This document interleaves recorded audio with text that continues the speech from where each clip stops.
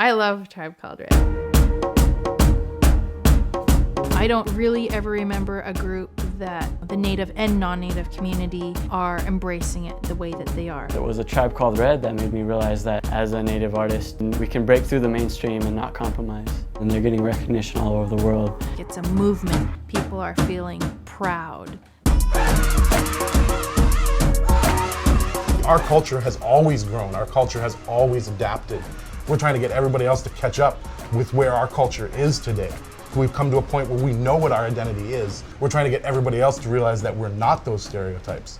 Tim is the first member of a Tribe Called Red who didn't grow up urban. I grew up on the res like pretty much my whole life, so I know people that have never left the res. All the rest of us have all grown up in the cities. There's been a long history of Indigenous people in urban settings. We've always been here, right from when they were outposts. We've been invisible. We've been largely invisible because if you're not wearing the beads, if you're not wearing the feathers, if you're not doing the things that have been made okay for Native people to exist as, then you become invisible.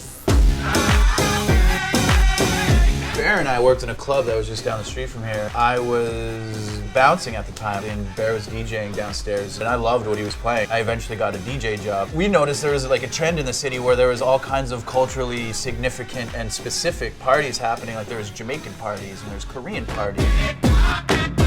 We wanted to throw one for Indigenous people. We got approached by a lot of people that attended that party and were like, you can't stop this. We just wanted to throw a party. That's it, and it turned out that throwing a party for Indigenous people in an urban setting is a huge political statement.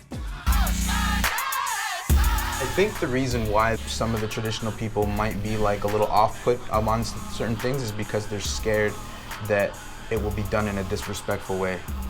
There has been some concerns about us using the word powwow in a club where there's alcohol being served, but that's where we gather now as young people, young Indigenous people in an urban setting. So, you know, we're definitely pushing boundaries, but trying to be as respectful of those boundaries as well.